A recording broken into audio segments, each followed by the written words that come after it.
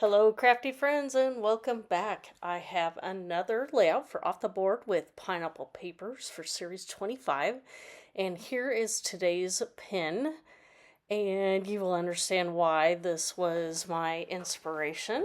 There you can see that I am cutting my background paper to the size that I need it to, that will go behind the page before in my album. And there I'm just fixing that I forgot I had some edges hanging off the edge and needed to trim those off of the page that goes before it.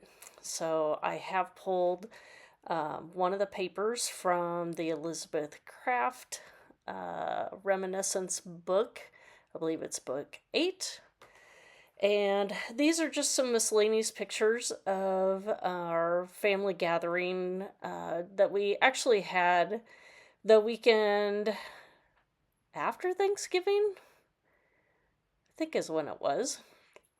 So technically, yes, it wasn't in December yet, but it was our Christmas celebration because that was the only time we could get almost everybody together. So these are just 4 pictures of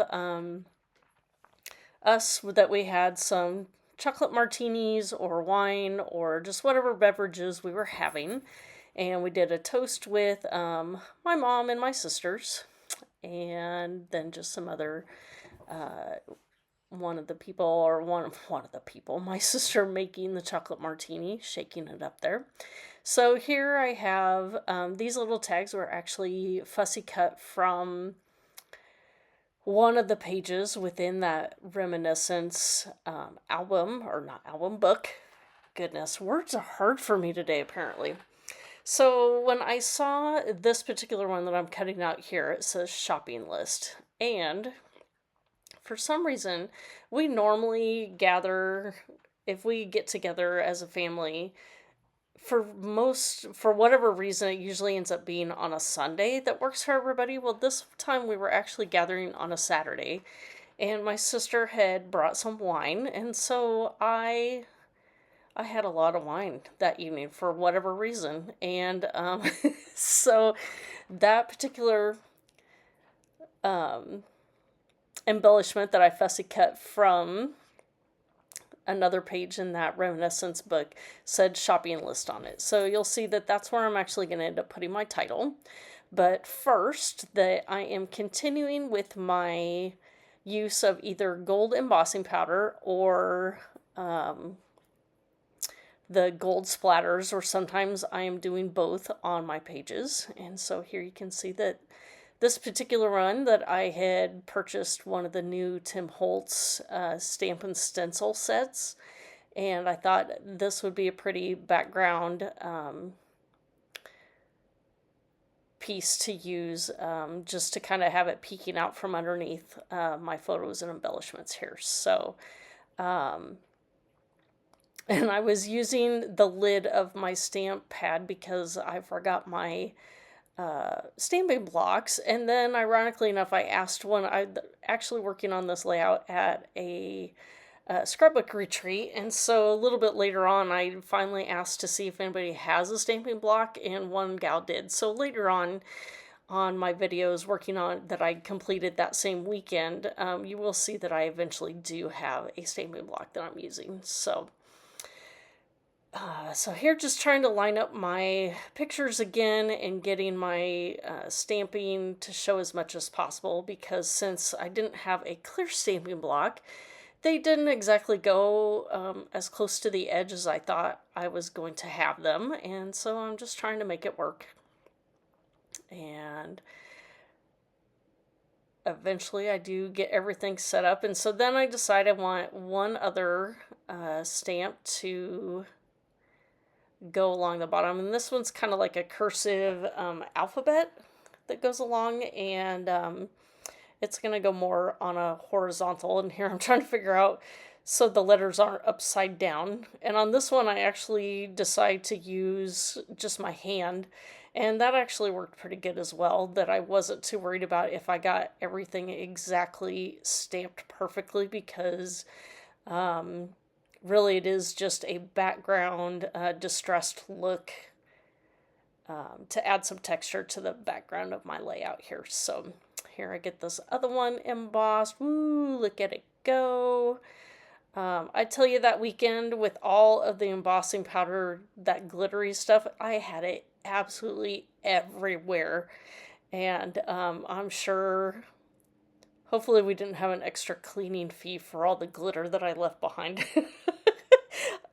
Excuse me, I did try and clean up most of it along the way, but I'm sure they found glitter in some strange places. So here I am using just a small bit of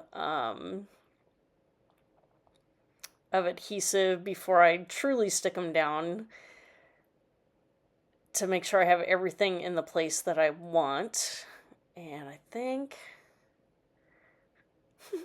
trimming more and more and more just to try and get it just right, because I didn't want my edges to match up all exactly the same there and make it like a four corner. I didn't want that. And I was trying to get this joy to work, so originally I had hoped that the stamp would kind of nestle into that J, but it looks fine how it ended up as well. So there, I finally think I had the placement for everything. And so here I'm getting ready to put my title on, and my title is Shopping List Wine. And anybody in my family that's looking at this will think the title is hilarious because, yeah, I was having me some wine that night. And